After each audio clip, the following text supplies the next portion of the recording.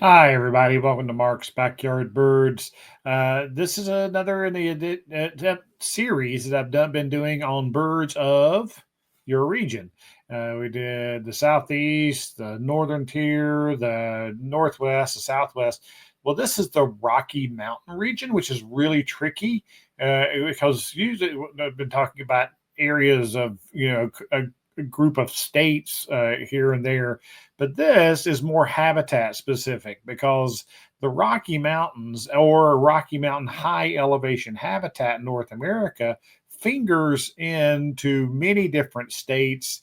And so we can find pockets of high elevation birds in areas that otherwise don't sustain them. So the Rockies from up into Canada down through the western states, obviously Wyoming and Colorado and Nevada, Utah, and fingering down into Arizona, and also fingering down in New Mexico, and of course over west to Idaho and parts of Washington. So if you live in a high elevation area, like 8,000 feet or above, or something like that, then this program is for you. These are birds that are found in the winter and at quite often at feeder stations in your part of the world. So hopefully, again, you guys are watching it to learn what birds are there, and if you're there, and maybe help you identify the birds that you're seeing. So I'm going to start with two of the more common at almost any feeder station anywhere in the U.S. in the winter,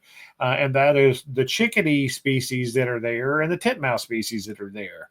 You don't. This is on the left is the mountain chickadee, which you can tell by that white stripe, which breaks up the solid black that would be on a black-capped chickadee out there. So the mountain chickadee has that white stripe through the eye, and they are just like other members of the chickadee family, very curious, very good at finding food. So adding a feeder station, you will get visits by them up at much higher elevation. So you may have both the mountain and the black cap chickadee visiting you, and the juniper titmouse.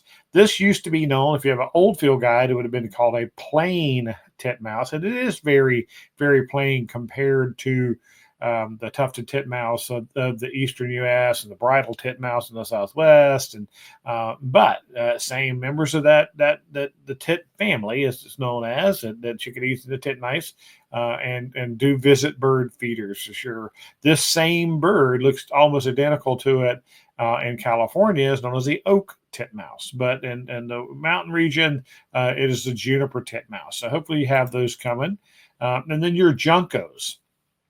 Yes, dark-eyed juncos occur all across the U.S. in the winter, but the forms that visit in the Rockies and breed in the Rockies are commonly known as the gray-headed variety or phase or color form of the dark-eyed junco. And there are two specific races in the mountains that while you may be seeing the slate-colored juncos and the Oregon juncos, the gray-headed juncos are the divided into the red-backed variety and the gray-headed form, and that's kind of a little bit as to where you are, north or south in the Rocky Mountain region. So these are the juncos that you get to see, and probably pretty common out there.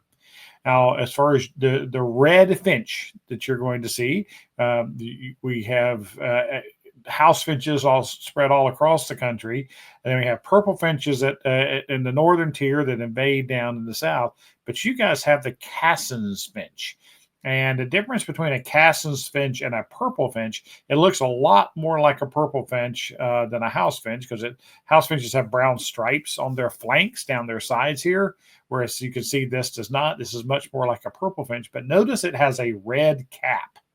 Instead of the purplish or raspberry color cap, which is the all over wash that a purple finch would have on top of his head, the Cassin's finch have a red cap up here. So that kind of stands out at you. It can be confusing, and I understand that you get them out there in the mountain regions out west. And then some of my favorite birds, and I wish I had bigger images of each one of them, but the Rosy-Finches, there's three different three different species of them out there, and these are truly high elevation birds, really up at the tops of the crest.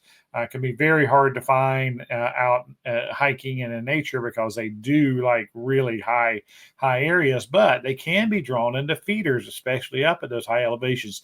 These pictures were taken at the top of Sandia Crest in New Mexico several years ago, and they had all three varieties. If you can tell, this really dark one in the center at the top is the black Rosy-Finch. And down here in the lower right, you got a couple of gray crowned Rosy-Finches. And then mixed in over to the left is a brown cap Rosy-Finch. So you want to look those up and look at them more detail. But again, typically these are only going to be really at feeders that are very high up in elevation. Count yourself really lucky if you get Rosy-Finches to come in.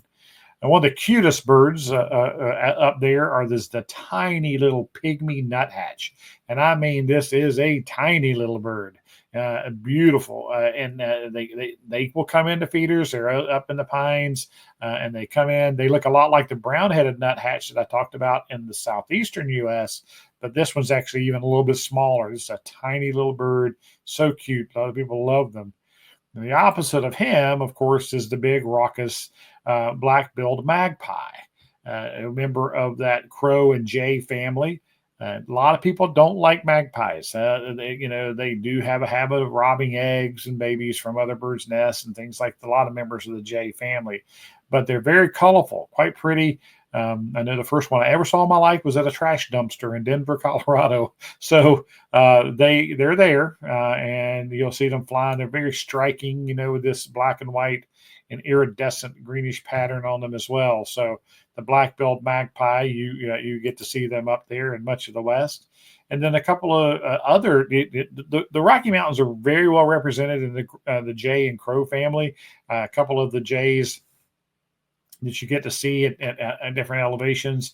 The scrub jay, which has now been split, it was just the western scrub jay. Now it's divided into the California scrub jay and the Woodhouse scrub jay, which is more widespread through the Rockies, and the Steller's jay with the striking crest over there. So very curious, very pretty birds. The blue, the iridescence is just quite stunning. And then another jay that's not seen quite as much, but travels in large groups a lot of times, is the Pinyon Jay. And as the name suggests, it depends on your habitat as to whether you're going to have the Pinyon Jays or not.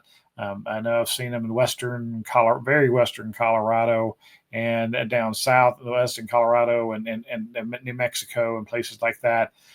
They do like the pinyon pines in that area, and they're quite beautiful. Like I said, usually you're going to see those in groups, family groups, larger groups like that. So stunning birds, unique for you. And then the western U.S., the woodpecker that dominates you probably the most is the red-shafted flicker. There are definitely other woodpeckers that occur out there, Downies and Harrys. And remember, this program is about just birds that are unique to your area, not so much the common ones that occur very widespread. So the red-shafted flicker, ours out here in the eastern two-thirds, are yellow underneath there.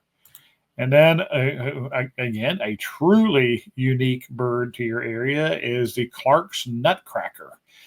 This name is going to change probably in the coming years, but they, as the name suggests, they hammer and crack open nuts.